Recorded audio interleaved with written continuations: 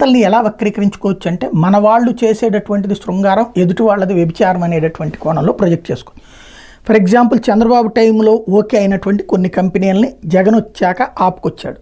అప్పుడు ఏమన్నారు, పారిశ్రామిక వ్యతిరేకి, జగన్ దుర్మార్గుడు అని చెప్పుకొచ్చారు. అందులో ఫర్ ఎగ్జాంపుల్ ఇప్పుడు లూలు జగన్ నాశనం చేస్తే దాన్ని చంద్రబాబు కాపాడుతున్నారు. వాళ్ళు ఇప్పుడు వచ్చి 3 పెడతానంటున్నారు షాపింగ్ మాల్స్. Very good.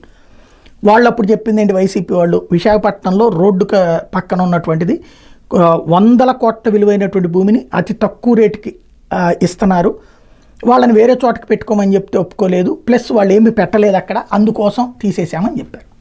అది నాడు అంగీకరించలేదు మనం, బాగానే ఉంది. ఇప్పుడు లూలు అనేటటువంటి వాడు వచ్చి షాపింగ్ మాల్స్ పెడతాడు, దాన్ని మనం ప్రోత్సహిస్తున్నాం, గుడ్. జిందాల్ అనేటువంటి వాడు భారతదేశంలోనే 3వ కోటీశ్వరుడు. ఇప్పుడు అతని మీద ఓ పక్కన కేసుకు సంబంధించినే ఇప్పుడు ఎవరైతే సినీ నటికి సంబంధించినటువంటిది నడుస్తున్నది, కాదంబరి జత్వానీని ఇక్కడ విచారణ చేస్తూ అధికారుల మీద కేసులు, ఫైనల్గా జగన్ దాకా వెళ్ళే ప్రయత్నం జరుగుతుంది.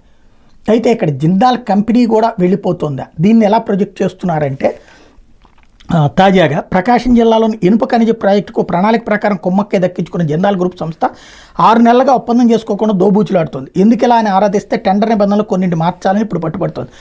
అది ఎలా కుదురుతుందని ఏపీ ఖనిజ అభివృద్ధి సంస్థ ఏపీఎండీసీ ప్రశ్నిస్తోంది. ప్రకాశం జిల్లా టంగుటూరు మండలం కొనియేడు, మర్లపాడు గ్రామాల పరిధిలో ఏపీఎండీసీకి చెందిన 1307 ఎకరాల్లో ఇనుప ఖనిజ లీజుల్లో తవ్వకాలు, బెనిఫికేషన్ ప్లాంట్ ఏర్పాటుకి ఫిబ్రవరిలో టెండర్లు పిలిచారు. ఆ సమయంలో జిందాల్కే ఈ ప్రాజెక్ట్ దక్కేలా వ్యూహాత్మకంగా వ్యవహరించారు. మార్చిలో సాంకేతిక బిడ్లు పరిశీలించగా జిందాల్ గ్రూప్కి చెందినటువంటి జేఎస్డబ్ల్యూతో పాటు అదే గ్రూప్కి చెందిన మరో సంస్థ మాత్రం బిడ్లేసి చివరికి జేఎస్డబ్ల్యూకి టెండర్లు ఖరారు చేశారు. తర్వాత ఆ సంస్థకు ఏపీఎండీసీ లెటర్ ఆఫ్ ఇంటెంట్ ఎల్ఐఓ కూడా ఇచ్చింది. దీని ప్రకారం ఒప్పందం చేసుకుని అక్కడ ఇనుప ఖనిజ బెనిఫికేషన్ ప్లాంట్ ఏర్పాటు చేయాలి. ఆ లీజులో ఇనుప ఖనిజాన్ని జేఎస్డబ్ల్యూ తవ్వుతుంది, దానికి ఏపీఎండీసీకి ఫీజు చెల్లించి జేఎస్డబ్ల్యూఏ కొనుగోలు చేస్తుంది.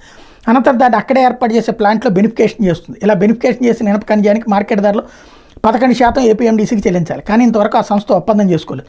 టెండర్ నిబంధనలు మార్చాలని జేఎస్డబ్ల్యూ సంస్థ కోరుతోంది. ఆ లీజు ప్రాంతంలో తవ్విదీసిన ఇనుప ఖనిజం గడ్డలు లంప్స్గా పరిగణించి ఏపీఎండీసీకి ఫీజు చెల్లించాలి. అయితే తవ్వకాలు చేసేటప్పుడు గడ్డలతో పాటు పొడి రూపంలోని ఖనిజం ఉంటుందని, ఈ రెండింటికి వేరువేరుగా ఫీజు చెల్లిస్తామని ఆ సంస్థ వాదిస్తోంది. ఇప్పుడు నిబంధనలు మార్చాలంటే ఎలా అని ఏపీఎండీసీ ప్రశ్నిస్తోంది. గడ్డలతో పోలిస్తే పొడిలో ఉండే ఇనుప ఖనిజం ఫీజు సగం తక్కువ, ఏదైనా కారణంగా గుత్తేదారుని తొలగించేందుకు ఏపీఎండీసీకి అధికారం ఉంటుందని నిబంధన టెండర్లో పేర్కొన్నారు. కోర్టులు వెంచి బెనిఫికేషన్ ప్లాంట్ ఏర్పాటు చేశాక తమ సంస్థను తొలగిస్తే ఇబ్బందని వాదిస్తోంది.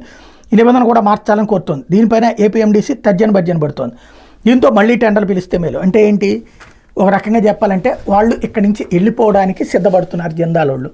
దానికి కొన్ని సాకులు చెప్తున్నారు, వీళ్ళు దాన్ని వదిలించుకోవడానికి చూస్తున్నారు. అంటే పారిశ్రామికవేత్త వెళ్ళిపోతున్నాడు, కానీ దాన్ని తప్పు వాడిదే, ప్లస్ అంతకుముందు జగన్ టైంలో తప్పు చేశారని చూపించే ప్రయత్నం చేస్తున్నాం. ఇదే ఎవరి కోణంలో వాళ్ళు వార్తలు రాయడం తప్పించి వాస్తవాలు ఏంటన్నదానికి సుదూరంగా ప్రయాణిస్తున్నటువంటి తరం సమయం.